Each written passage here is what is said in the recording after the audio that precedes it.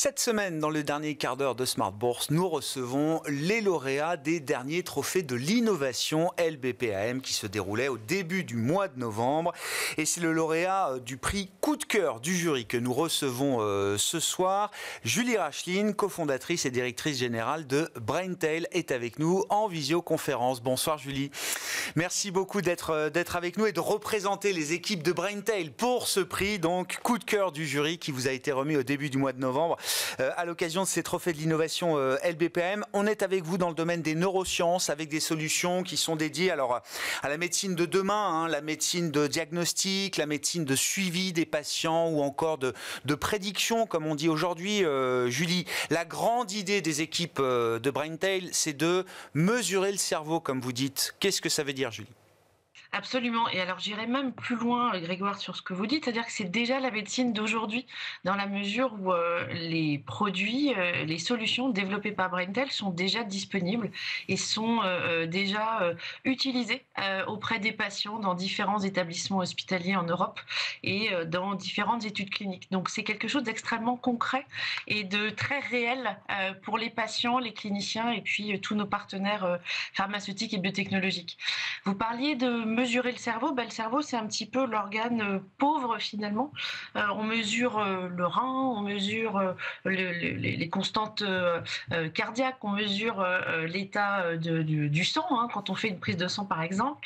Et le cerveau, on ne le mesure pas. Et nous, c'est un petit peu ce qu'on propose, c'est d'être capable de venir amener une mesure objective, fiable, reproductible, indépendante finalement de l'état dans lequel on va se trouver, émotionnel ou même physiologique dans certains cas, pour pouvoir prendre de meilleures décisions, des décisions qui sont aussi bien sur le développement des nouvelles thérapies pour améliorer la médecine de demain ou d'après-demain dans certains cas, et puis aussi améliorer le quotidien des patients avec finalement une mesure qui va permettre à tous les praticiens qui vont toucher au cerveau de près ou de loin de pouvoir mieux décider, on l'espère, et mieux prendre en charge leurs patients. Concrètement, pour mesurer le cerveau, déchiffrer effectivement le cerveau, comme vous dites, Julie, votre matière première, c'est la matière blanche du cerveau. 60 à 80% du cerveau est composé de cette matière blanche. Qu'est-ce que c'est que la matière blanche ? Qu'est-ce qu'on y trouve ? Quelles sont les informations que vous arrivez à trouver dans la matière blanche du cerveau d'un patient que vous regardez ? Oui, d'un être humain, d'un patient, même d'un volontaire sain, comme on pourrait, j'espère, nous appeler, vous et moi au moins. Alors, la matière blanche, qu'est-ce que c'est ? Dans le cerveau, si l'intégralité de votre cerveau fait 100%, vous avez une partie qui est la matière grise. C'est tombé dans notre langage courant, c'est grosso modo les petites cellules. C'est le cœur des cellules et c'est ce qui va avoir une activité électrique qu'on peut mesurer notamment avec les électroencéphalogrammes, par exemple. C'est finalement ce que tout un chacun voit de façon extrêmement, on va dire, évidente, particulière. particulière. Ouais, c'est ça, immédiate quand on imagine mesurer le cerveau. Et puis, toutes ces cellules, elles dialoguent entre elles. C'est comme vous et moi, aujourd'hui, on se parle, on a la malchance de ne pas pouvoir être en plateau pour ce qui me concerne, mais on se parle avec un Wi-Fi. Et donc, pour que notre connexion fonctionne bien, il faut qu'on ait évidemment un équipement informatique qui fonctionne, mais aussi tout un réseau qui permettent la transmission de l'information. Et la matière blanche, c'est la même chose dans le cerveau. C'est ce qui va permettre la transmission de l'information entre les différentes cellules nerveuses, entre elles, premièrement, mais aussi entre les différentes zones du cerveau. Et nous, ce qu'on vient mesurer avec Braintail, c'est l'efficacité du Wi-Fi cérébral en réalité. On va venir analyser, on va venir quantifier, on va venir mesurer cette capacité que vont avoir les différentes zones du cerveau à dialoguer entre elles, et en tout cas à avoir des autoroutes de communication qui soient performantes. Si elles ne le sont pas, en fonction des zones qui sont atteintes, ça va avoir des conséquences d'un point de vue symptomatologique, d'un point de vue clinique, et c'est ça qu'on va être capable, alors pas dans tous les cas aujourd'hui, mais demain on l'espère, d'être capable justement de corréler l'état, finalement un bilan lésionnel du cerveau, avec l'état clinique d'un patient et on l'espère son devenir. Vous le disiez effectivement, et la solution médicale logicielle que vous proposez est déjà utilisée, bien sûr, Julie, on est bien au-delà du concept, hein, tout ça est validé depuis plusieurs années maintenant. Dans quel type d'indication, pour quel type de maladies neurologiques, dégénératives ou autres, est-ce que vous avez les résultats les plus probants? Quels sont les messages là, les plus fiables que vous arrivez à extraire de la matière blanche du cerveau aujourd'hui, Julie? Eh bien, en fait, l'idée de départ est née en réanimation. Alors, la neurologie est venue après, et l'idée du professeur Louis Pubasset, dont les travaux sont à l'origine de la création de la société, il est professeur d'anesthésie-réanimation à la Pitié-Salpêtrière, c'était finalement comment mieux prendre en charge les patients qui sont dans le coma. Alors, c'est évidemment une situation traumatique, très particulière, qui en plus touche à des enjeux humains et émotionnels extrêmement lourds et puissants, hein, sur lesquels je vais évidemment pas m'appesantir ce soir, mais où on a besoin d'être capable de comprendre dans quel état finalement sont les cerveaux des patients pour, dans un contexte évidemment général de prise en charge de ces patients en réanimation, on va pouvoir optimiser la prise de décision et les soins qui pourront être apportés. Et le premier produit finalement de neuropronostication qui a été développé par BrainTel et qui depuis bientôt 2 ans dispose d'un marquage CE, donc qui est l'autorisation réglementaire, hein, pour pouvoir mettre à disposition des patients et des professionnels de santé ces solutions digitales, est un outil qui permet d'améliorer la prise en charge de ces patients très graves. Sur cette base-là, on a aujourd'hui un panel de solutions qui sont disponibles pour la quantification de la substance blanche dans la prise en charge en clinique, mais où finalement on est en train de travailler sur ce qu'on appelle nous des cas d'usage. Donc on va dire des situations où il y a des besoins pour travailler sur des populations de patients pour être capable de suivre l'évolution d'une maladie ou on l'espère de sa régression dans le cadre du développement de nouvelles thérapies. Et là je vais citer par exemple les maladies d'Alzheimer, la maladie ou les maladies de Parkinson et les syndromes apparentés en termes de tremblement, et puis tout ce qui va toucher aux maladies démyélinisantes, donc qui sont en fait des maladies vraiment de la substance blanche, où on va avoir une dégénérescence progressive de cette matière dans le cerveau qui va entraîner des scléroses en plaques par exemple, ou des adrénoleucodystrophies, voire des maladies avec finalement ces dégénérescences neurodégénératives extrêmement, plus ou moins rapides. Et ça, c'est vraiment des situations où on a un besoin extrêmement fort, non seulement de nouvelles thérapies, donc là, il faut qu'on puisse nous aider, ceux qui sont en charge du développement, d'aller plus vite et d'aller finalement atteindre les patients plus rapidement.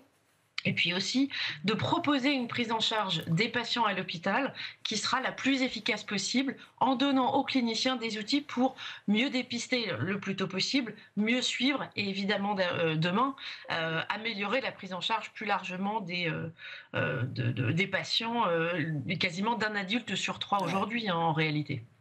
Je précise aussi au passage, je ne sais pas quelle est l'importance que ça peut avoir, mais c'est une solution totalement non invasive que vous proposez. Hein.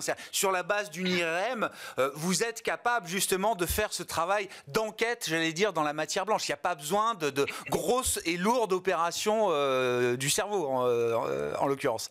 Exactement, c'est très joliment dit. J'aime beaucoup votre idée d'enquête. À partir d'une IRM, pardon, j'ai un chat dans la gorge. À partir d'une IRM, on va venir finalement amener cette mesure. C'est non invasif, c'est totalement sans douleur, puisque non invasif, et ça peut être fait finalement sur tout équipement d'IRM installé. Le choix qu'on a fait était d'être indépendant du fabricant. Quel que soit le fournisseur, si je peux dire ça comme ça, de l'IRM, on va être capable de traduire l'IRM en biomarqueur, en outil de prise de décision.